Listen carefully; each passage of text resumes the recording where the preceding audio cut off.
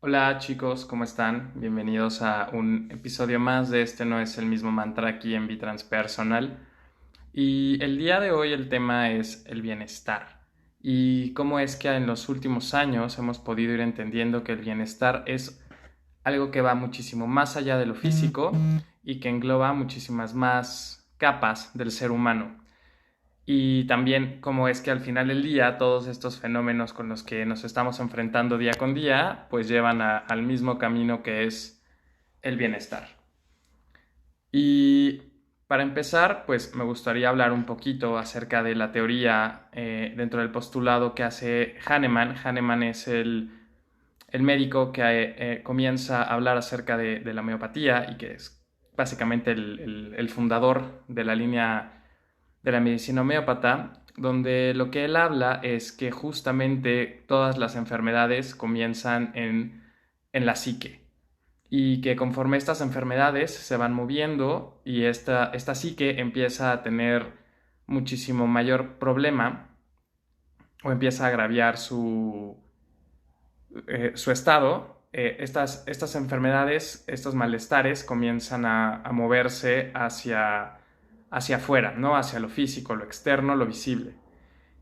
Y, y cómo era importante reconocer que lo peor que podemos hacer es únicamente suprimir el síntoma.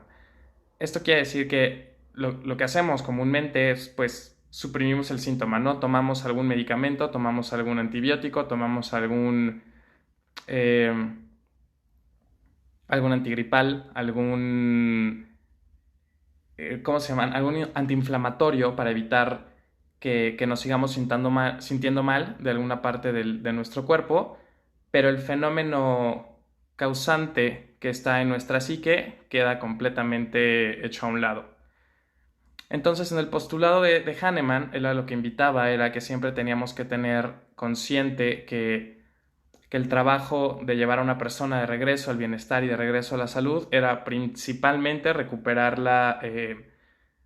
el poder del cuerpo para curarse a sí mismo. Todos los cuerpos tienen esta capacidad y esta habilidad de poderse recuperar y el saber alinear el cuerpo, regresarlo a esta línea, era lo que permitía el verdadero bienestar. Entonces, la toma del medicamento, que era lo que hacía Hahnemann, era encontrar el remedio que fuera el más apto para esa persona. El remedio que tuviera muchísima más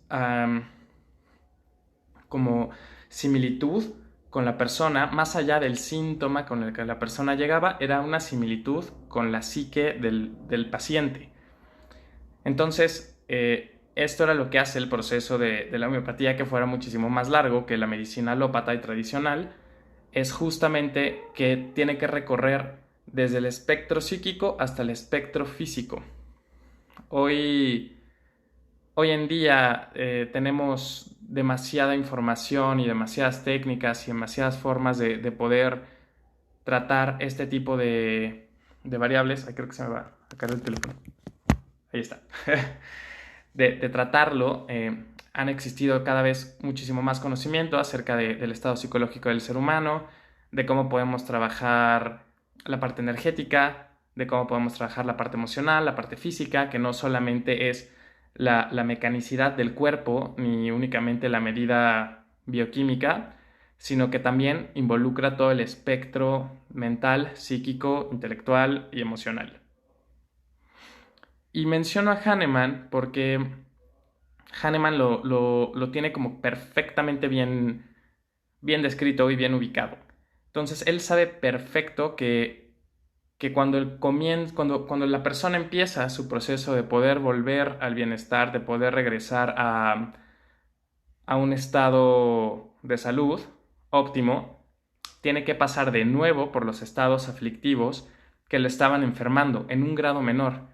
¿Qué quiere decir? Si la persona había estado sufriendo primero de un estado de ansiedad y de este estado de ansiedad pasa a una enfermedad que llamamos ahora psicosomática, como pueden ser migrañas, como pudo haber sido un resfriado, entonces vendrá después cuando la persona empiece a recuperarse, tendrá que volver a pasar por el mismo estadio de ansiedad desde otra perspectiva. Y desde aquí esta persona puede empezar a sanar. Ya sabemos que está sanado. Hahnemann decía mucho que, por ejemplo, era muy común en personas ver que hubiera este tipo como de expectoraciones, o sea, que hubiera como moquito, tos, flemas, porque eso era la parte del cuerpo de desintoxicarse, ¿no? Como de sacar estos tóxicos que le hacían daño, aun cuando el proceso había sido mental. Entonces es muy interesante y seguramente a todos nos ha pasado que después de un periodo de estrés muy fuerte, pues nos llega de repente una gripita y todos nos quedamos como, "Ah, ¿qué es esto?" No, ya me dio gripa. Pero claro, es un proceso natural que el cuerpo tiene para poder otra vez volver a su estado natural.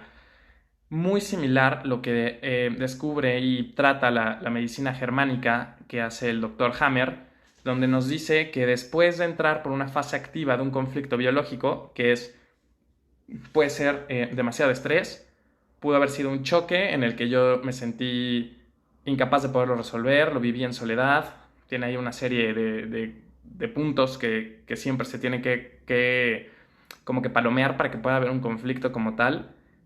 Y una vez que el conflicto se resuelve, se llega a una fase como pico, que es donde se llama la fase epileptoide, que es lo que nosotros conocemos comúnmente como la crisis curativa. Hola Cecilia, ¿cómo estás? Y durante esta fase curativa o crisis curativa, este pico lo que nos hace es revivir varios de los síntomas que tuvimos al principio con mayor intensidad. Una fiebre, una tos, un cansancio y después viene lo que se llama la vagotonía. Esta vagotonía es el proceso en el que el cuerpo se relaja.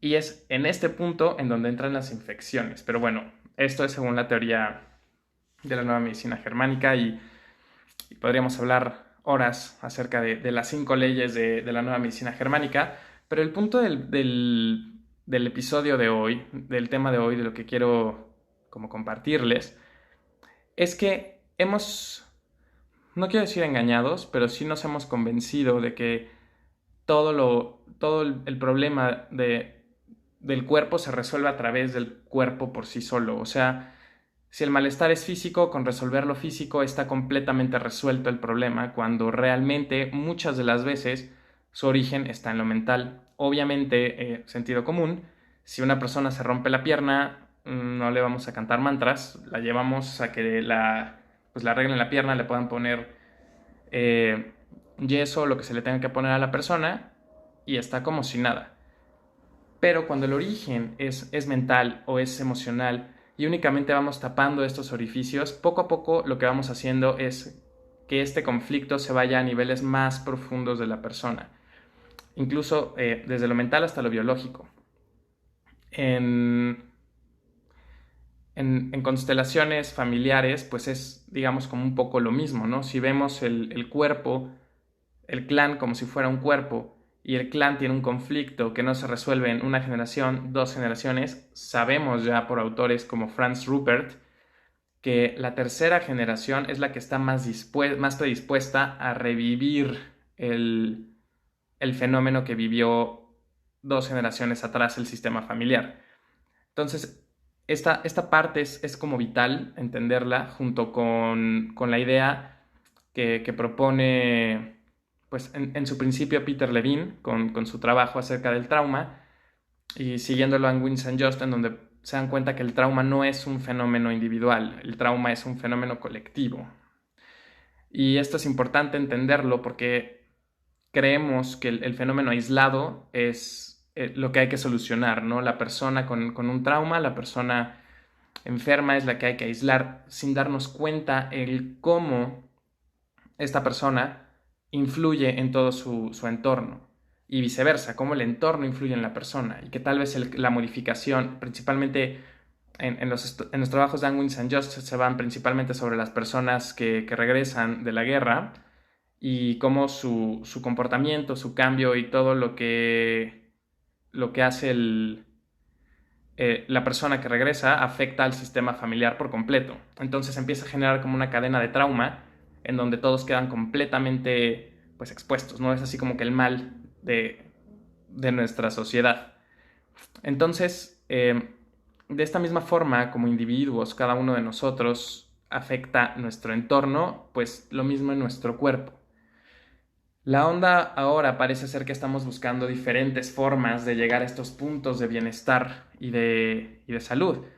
Y tan ha sido así que hemos podido tener generaciones que se interesan más por conocer acerca de filosofías muy antiguas, como puede ser el yoga, como puede ser la meditación, y todas estas técnicas que hemos ido recuperando y que nos damos cuenta hoy por hoy ahora sí que ya apoyadas por la ciencia, que no son fenómenos pues de gente loca, o sea que realmente sí tienen un beneficio a la salud, tanto a corto, mediano y a largo plazo.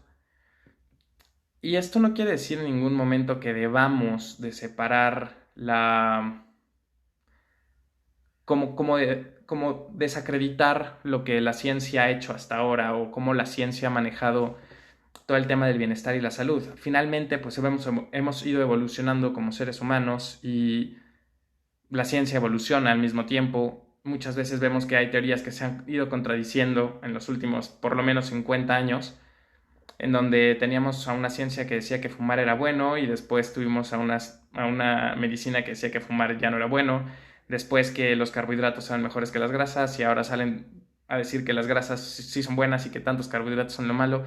Entonces no es que haya maldad detrás de cómo el sistema funcione, es únicamente que se rige por ciertas leyes y por la forma en la que se rige, que el tratar de ir incorporando estos procesos que tal vez tú y yo entendemos a la perfección y sabemos que mi parte emocional influye en cómo mi cuerpo va respondiendo a diferentes cosas, o cómo mi parte mental influye en cómo estoy operando hacia los demás, y cómo mi percepción del mundo a la hora de yo relacionarme con los demás genera en los demás situaciones que pueden generar placer o que pueden generar bienestar o que pueden generar aflicción, pues es un poco largo. La idea aquí es entender que todo funciona y que todos los caminos llevan a Roma. Entonces, se vale completamente que si tengo gastritis, voy al médico, me checa la gastritis y después yo comienzo a preguntarme, bueno, ¿cuándo empieza? ¿Cómo nace este conflicto? ¿Cómo es que en algún punto tal vez es un detonante emocional, es un detonante del ambiente? Eh, Vaya, creo que la invitación en esta pandemia igualmente también ha sido en ampliar la visión que tenemos del bienestar y sobre todo en ampliar las formas en las que estamos procurando estar en un mejor estado de salud integral. Ya no solamente es lo físico, ¿no? Como que ya no solo son los resultados del laboratorio, ya es también el cómo yo opero en mi día a día con los demás, ya es también el cómo yo opero en mi día a día hacia conmigo mismo, el qué hay en mis pensamientos, qué hay en mi mente, qué hay en mi corazón, en mis sentimientos.